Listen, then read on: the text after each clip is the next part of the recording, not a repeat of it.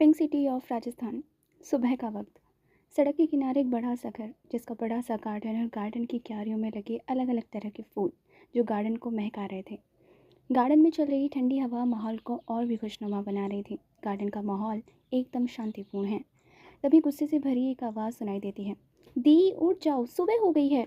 Bed पर सो रही एक लड़की, अनवी। तीखे नैन नक्श, बड़ी बड़ी आंखें, उन पर बड़ी सी पलकें, गुलाब की पंखुड़ी जैसे होठ, कमर तक लहराते सुनहरे रेशमी बाल, गोरा रंग और बेहद खूबसूरत, बिल्कुल एक परी की तरह। सोती हुई वो और भी ज़्यादा खूबसूरत लग रही थी। किया, अनवी की छोटी बहन, दिखने में अनवी की तरह वो बहुत ही खूबसूरत है।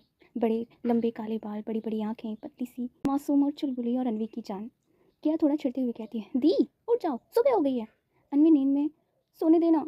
तो रोज़ क्यों परेशान करने आ जाती है? कल ही तो मेरी एग्ज़ाम खत्म हुई है। पहले तो एग्ज़ाम की वजह से नहीं सोने देती थी और अब जब एग्ज़ाम खत्म हो गई है तो भी नहीं सोने दे रही है। क्या प्रॉब्लम है तुझे? जाना यहाँ से। किया हल्का गुस्सा करते हुए कहती है, दी अब कौन सी दुनिया में हो? आपकी एग्ज़ाम खत्म हुए 2 महीने हो चुके हैं। पिछले 2 महीने से रोज़ आप मुझे यही बोलती हो। ये सब बहाने मारना बंद करो, उठ जाओ अब। अनवी ब्लैंकेट ओढ़ते हुए, थोड़ी देर और सोने देना किया, प्लीज़ 10 मिनट और। किया झंझलाते हुए, दी 10 मिनट बोलते बोलते 1 घंटा हो गया है, अब उठ जाओ, मम्मी बुला रही है। अनवी कोई जवाब नहीं देती। किया परेशान होते हुए, महक दी प्लीज़ अनवी दी को उठाओ ना, वरना मम्मी हम तीनों को नहीं छोड़ेगी। इन्हीं तो कुछ बोलती नहीं है और हम तीनों को लंबा चौड़ा भाषण सुना देगी। महक, ये भी दिखने में बहुत स्मार्ट है और अपनी कॉलेज की फैशन आइकॉन, बेहद खूबसूरत, गोरा रंग, लंबे काले खूबसूरत बाल। महक, ठीक है किया, तू परेशान मत हो, मैं कोशिश करती हूँ।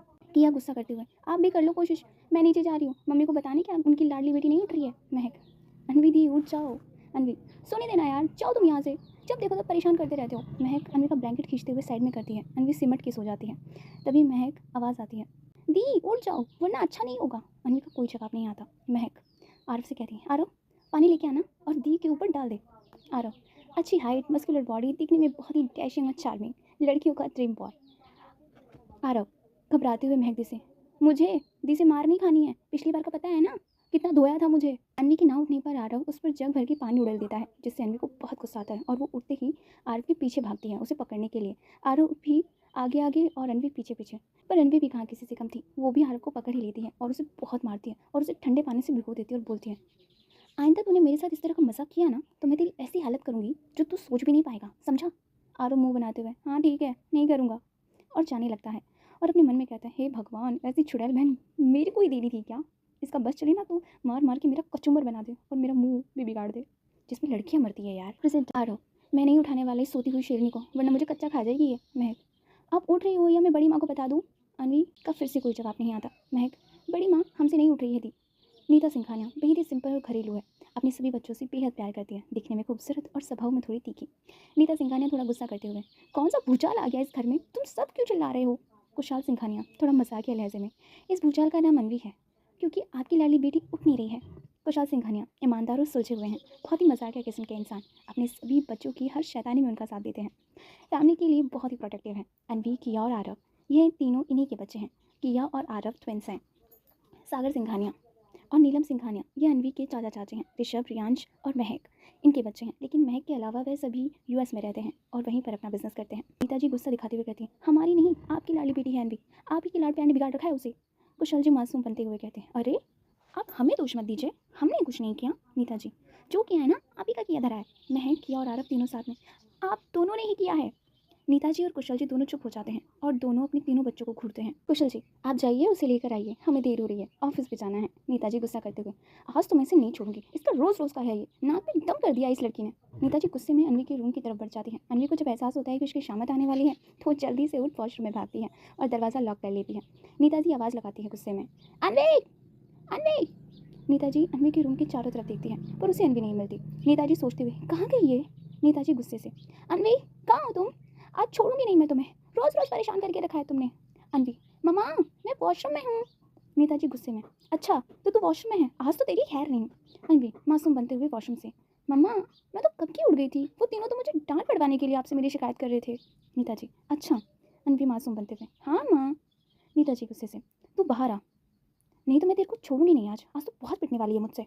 अनवी बेचारी समूह बनाकर, पहले प्रॉमिस करो मारोगी नहीं, फिर आऊँगी। नेताजी गुस्से से, बाहर आती है या नहीं? अनवी, पहले प्रॉमिस करो ना मारोगी नहीं। नेताजी चिढ़ते हुए, अच्छा मामा नहीं मारूंगी, बाहर आ। अनवी घबराते हुए बाहर आती है। नेताजी जल्दी से अनवी का कान पकड़ लेती है। अनवी दर्द से कराते हुए, आ माँ छोड़ो प्लीज, धर दो रहा है मुझे? नीता जी गुस्से से। नहीं, तू रोज़ ऐसे ही सुबह-सुबह सबको परेशान करती है। अन्वी, मम्मा प्लीज़ छोड़ दो ना, आगे से नहीं करूँगी। नीता जी, अन्वी का कान छोड़ते हुए, पापा नहीं करेगी ना? अन्वी कान चलाते हुए, हाँ, प्रॉमिस नहीं करूँगी पर नहीं करूँगी, पर प्रॉमिस नहीं हाँ, ठीक है? और ये कहकर वो भाग जाती है। नीता जी मन में, ये लड़की कब बड़ी होगी? नीचे आते ही अन्वी मिस्टर सिंघानिया के गले लगते हुए, गुड मॉर्निंग पापा। मिस्टर सिंघानिया बड़े प्यार से, उड़ गया मेरा बच्चा? महक अन्वी की और आरव को घूरते हुए, नहीं पापा, लोगों से बर्दाश्त नहीं हुआ मेरा सोना, इसे ज़बरदस्ती उठा दिया मुझे। नीता जी, बस बस आ जाओ, सब नाश्ता कर लो। सब नाश्ता करते हैं। नाश्ता करने के बाद मिस्टर सिंघानिया ऑफिस के लिए निकल जाते हैं। नीता जी और बाकी सब अपने अपने काम में बिजी हो जाते हैं। सुबह के 10 बजे नीता जी सर्वेंट्स के साथ मिलकर घर का काम कर रही थी और महक उनकी मदद कर रही थी। अन्वी और किया टीवी देखने में बिजी हैं। आरव अपने दोस्तों के साथ बाहर घूमने गया है। तभी अन्वी का फ़ोन बजता है। अन्वी किया को फ़ोन लेकर आने को कहती है। किया, मैं नहीं जा रही थी, आप ही ले आओ जाके। अन्वी, जाना प्लीज़। किया, नहीं आप जाओ। अन्वी किया को हल्के से मारती हुए, तेरी जैसी बहन किसी को ना दे भगवान। किया, हाँ ठीक है, मेरी शिकायत बाद में करना भगवान जी से, पहले जाकर अपना फ़ोन उठा लो वरना घर में भूकंप आ जाएगा। हे और हंसने लगती है। अन्वी मुंह बिगाड़ते हुए, हाँ हाँ जा रही हूँ। अन्वी मन में ही कोसते हुए, कमीनी कहीं की। अन्वी का कमरा। फ़ोन की कॉलर आईडी पर टीना का नाम फ्लैश हो रहा था। टीना अन्वी की फ्रेंड है। अन्वी टीना का कॉल आता देख उठाती है और दूसरी तरफ से टीना, हेलो हाय मेरी जान, क्या कर रही है तू, कैसी है, कितने दिन हो गए हम मिले भी नहीं, तुझे याद नहीं आती क्या हमारी? अन्वी, ओह चपड़ चपड़ की दुकान, कितने सवाल करती है यार, अपनी नॉन स्टॉप पे ब्रेक लगा, थोड़ा सांस ले पहले और मुझे भी बोलने का मौका दे। टीना, सॉरी यार मैं कुछ ज़्यादा एक्साइटेड हो गई थी। अन्वी, इतना भी एक्साइटेड होने की ज़रूरत नहीं है। टीना, क्या तुझे पता है आज हमारा रिजल्ट आने वाला है? अन्वी, हाँ मुझे पता है। टीना, तेरा तो सही है यार, तू तो हमेशा कॉलेज में टॉप करती है, तेरा तो कुछ नहीं बिगड़े, फिर काव्या और मेरा क्या होगा? काव्या, टीना दोनों अन्वी की फ्रेंड हैं और ये तीनों ही बेस्ट फ्रेंड्स हैं। अन्वी, अरे यार सब अच्छा ही होगा, और वैसे भी इस बार हमने अच्छी मेहनत करी है तो हम तीनों को अच्छे मार्क्स से मिलेंगे। टीना, हाँ यार तू सही कह रही है। अन्वी, तू टेंशन मत ले, सब अच्छा ही होगा और रिजल्ट देख लेना, अच्छा ही आएगा। टीना, ओके बाय। अन्वी, बाय। शाम का वक्त 4 बजे अन्वी का फ़ोन बज रहा था। अन्वी नींद में फ़ोन उठाती है। दूसरी तरफ से एक चहकती हुई आवाज़ आती, अन्वी तूने इस बार भी टॉप किया है और हम दोनों को अच्छे मार्क्स मिले हैं। अन्वी अचानक से खुश होते हुए, क्या तू सच बोल रही है काव्या? काव्या चहकते हुए, हाँ यार। अन्वी उछलते हुए, अरे वाह, चल मैं बाद में बात करती हूँ, और हाँ टीना को भी बता देना वरना वो टेंशन के मारे ही मर जाएगी। काव्या, हाँ यार तू टेंशन मत ले, मैं बता दूंगी उस पागल को। ये कहकर दोनों कॉल कट करती हैं। अन्वी उछलते हुए अपने कमरे से बाहर आती है। अन्वी नीता जी की को पीछे से गले लगाते हुए कहती है, माँ मैंने आपकी बेटी ने इस बार भी टॉप किया है। इतना कहते ही नीता जी खुश होते हुए अन्वी को गले लगाकर आशीर्वाद देती हैं कि ऐसे ही आगे बढ़ते रहो। महक, किया और आरव जब ये सुनते हैं तो तीनों एक साथ खुश होते हुए कहते हैं, पार्टी पार्टी पार्टी। अन्वी, ठीक है चिल्लाओ मत यार, तैयार हो जाओ हम सब चलेंगे। फिर चारों गाड़ी लेकर रेस्टोरेंट के लिए निकल जाते हैं और खूब इंजॉय करते हैं। 2 दिन बाद उनका कॉलेज शुरू होने वाला था, इसलिए उन्हें बहुत सारी तैयारियां करनी थी। सब लोग अपने काम में बिजी हो जाते हैं। 2 दिन बाद सब जल्दी उठकर अपने अपने कॉलेज की जाने की तैयारी करते हैं। सब तैयार होते हैं। मैं, किया, आरव तीनों की कॉलेज एक ही थी, इसलिए वो तीनों एक साथ निकलते हैं। और अन्वी की कॉलेज दूसरी साइड है, इसीलिए वो अलग से निकलती है। अन्वी का कॉलेज। अन्वी जैसे ही अपनी कॉलेज के एंट्रेंस पर पहुंचती है उसे टीना और काव्य दिखाई देती है, जो उसी का इंतजार कर रही थी और आपस में बातें कर रही थी। उन्हें देख अन्वी को शरारत सूझती है। अन्वी अपने बैग से एक नकली छिपकली निकालती है और धीरे से जाकर उसे काव्य और टीना की तरफ उछाल देती है। जैसे ही वो दोनों छिपकली को देखते हैं वो डर के मारे चिल्ला उठते हैं और कांपने लगते हैं, जिसे देखकर अन्वी जोर जोर से हंसने लगती है। लेकिन दूसरी तरफ काव्य और टीना तो उसे ऐसे देख रहे थे जैसे उसे अभी कच्चा खा जाएगी। और इस दिन देखने में इतना ज़्यादा फनी था ना कि पूछो ही मत। उनकी अपना पेट पकड़ हंसते हुए कहती है, क्या यार तुम दोनों कितने पट्टू हो, हमेशा डर जाते हो, बहादुर बनो तुम लोग। और ये कहकर बहुत ज़्यादा हंसने लगती है। जब काव्या टीना उसे हंसते हुए देखते हैं तो उसके पास जाकर उसे मारते हुए कहते हैं, तू कब सुधरेगी, किसी दिन ना हम दोनों को हार्ट अटैक आ जाएगा, अपनी हरकतों पे काबू ला, पूरे कॉलेज को डराती फिरती है, कम से कम अपने दोस्तों पे तो रहम खा। अन्वी, जब तुम दोनों डरना बंद कर दोगे और बहादुर बन जाओगे तो मैं अपनी हरकतें सुधार लूंगी। और ये कहकर वो भागने लगती है। काव्या टीना गुस्से से उसका पीछा करते हुए। सारी क्लास लेने के बाद लंच टाइम में काव्या, टीना और रणवी कैंटीन में बैठ बातें करने लगते हैं। तभी काव्या का फ़ोन बजता है। काव्या कॉल उठाकर दूसरी तरफ से कुछ कहा जाता है, जिसके बाद काव्या कहती है, काव्या यार मुझे घर जाना होगा, कुछ इंपॉर्टेंट काम आ गया, बाय। मैं भी चलती हूँ तेरे साथ।